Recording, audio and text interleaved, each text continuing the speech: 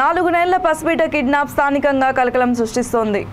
ఏపీలోని ఇబ్రహీంపట్నం పోలీసుల కథనం ప్రకారం విజయవాడ హనుమాన్పేటలో ఫుట్పాత్పై నివసిస్తున్న భార్యాభర్తలు ముద్దాని రాముడు, కోటమ్మ చిత్తు కాగితాలు ఏరుకొని జీవనం సాగిస్తున్నారు. రాత్రి కోటమ్మకి ఓ గుర్తు తెలియని మహిళ పరిచయమైంది. రేషన్ కార్డు, ఇళ్ల స్థలం ఇప్పిస్తామని నమ్మబలికింది. వీటి కోసం తనతో కలిసి రావాలని కోరింది. దీంతో కోటమ్మ ఆ మహిళని నమ్మింది. హనుమాన్పేట నుంచి కోటమ్మ తన 4 నెలల బిడ్డ జాన్పాల్ను తీసుకొని ఆ మహిళతో కలిసి ఆటోలో మార్కెట్ వరకు వచ్చింది. కొండపల్లి కిలా రోడ్ సెంటర్లో వేచి ఉన్న వీరి వద్దకి బైక్పై గుర్తు తెలియని వ్యక్తి వచ్చాడు. గుర్తు తెలియని మహిళ తన సోదరి అని దగ్గరలో పని చూసుకొని కొద్దిసేపట్లో వస్తామని, అప్పటి వరకు వేచి ఉండమని కోటమ్మకి చెప్పాడు.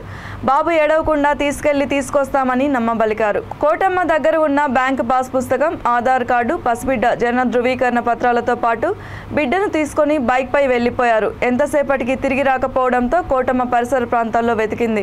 గుర్తు తెలియని వ్యక్తులు ఆచూకీ లభించకపోవడంతో సాయంత్రం ఆమె భర్తతో కలిసి ఇబ్రహీంపట్నం పోలీసులని ఆశ్రయించింది.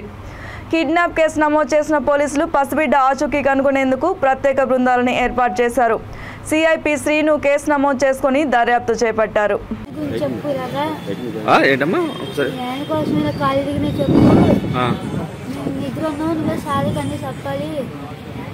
ఇలాగా రోడ్డు మీద ఉంటున్నామని పిల్లలు భర్తలు చూసుకోవాలి అని చెప్పి చెప్పండి.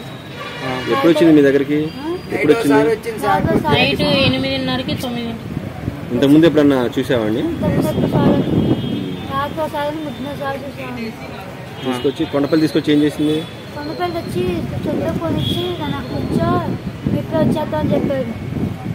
వచ్చేద్దాం చెప్పి మనం చూసాం. బాగా గొప్ప నచ్చుకుపోతే ఆట అయినా ఏంటమ్మా పిల్లనప్పుడు అంటే ఆట ఎత్తుకుని ఇక్కడ దింపాడు. పోలీసు మీద కేసు పెట్టామని నిన్న తీసుకున్నాక వాళ్ళు తెగ ఆ బండి ఎక్కించుకుని ఏముందేమో ఖాళీగా చెప్పి పరిగెట్టుకుంటే వెళ్ళారు. వెళ్తే మాకు ఎక్కడ లేదమ్మా వెళ్ళి పోలీసు కేసు పెట్టమ్మా అన్నది. స్టేషన్కి వచ్చి కేసు పెడితే ఇంక మేడం మేము అందరూ ఎత్తుకోవాలి సార్, సీఏ గారు వాళ్ళంతా ఎత్తికారు సార్.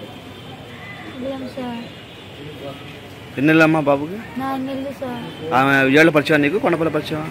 లేదు సార్, పరిచయం లేదు. వచ్చింది మా దగ్గరికి వచ్చింది అంతే. వచ్చి అన్నం ఇచ్చింది.